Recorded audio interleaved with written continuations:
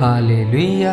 स्वागत है आप सबका मेरी भविष्यवाणियों की पुस्तक में। तो आइए हम आज के पवित्र वचन को पढ़ेंगे जो कि परमेश्वर के दास प्रेरित अंकुर यूसुफ नरूला जी के द्वारा लिखा गया है।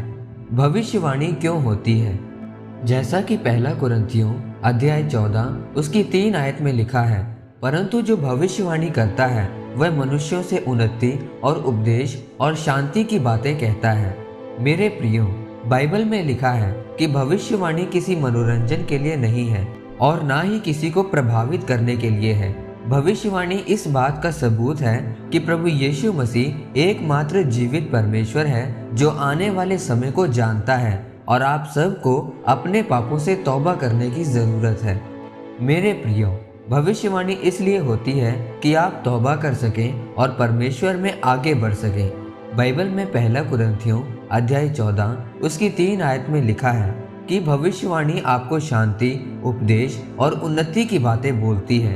आपको ये मालूम होना चाहिए कि परमेश्वर की हजूरी चर्च में है, और अगर चर्च में किसी के लिए भविष्यवाणी हुई तो वह आपको ये बताने के लिए है कि प्रभु यीशु मसीह जीवित परमेश्वर है और आपको अपने पापों से तौबा करनी है और जो कमियां आपके जीवन में अभी भी हैं उन्हें छोड़कर परमेश्वर के साथ जुड़ना है। अगर हम बाइबल में योना नबी के बारे में पढ़ें तो लिखा है कि परमेश्वर ने योना से कहा कि जाकर नीनवे के लोगों को ये भविष्यवाणी कर कि उनकी बुराई मेरी दृष्टि में बहुत बढ़ गई है।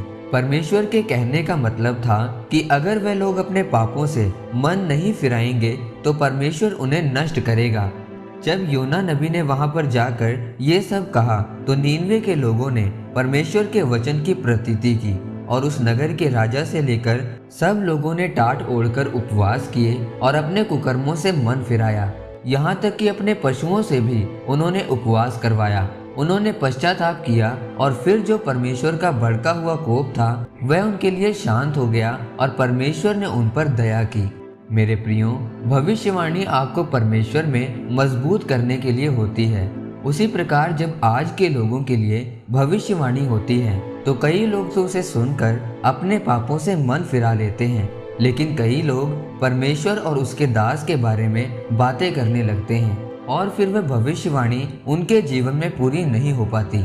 आज लोग परमेश्वर की बात को सुनकर भी पाप, चोरी, चुगली और व्यभिचार नहीं छोड़ना चाहते और फिर भी ये उम्मीद करते हैं कि परमेश्वर उन्हें बड़ी बड़ी आशीषों और गवाहियों के साथ खड़ा करेगा।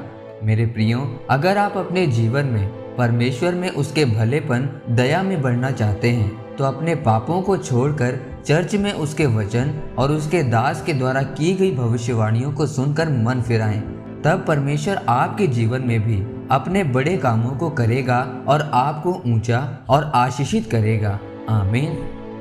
आइए परमेश्वर के दास के द्वारा लिखे गए इस अंगीकार को आप मेरे साथ एक मन होकर करें।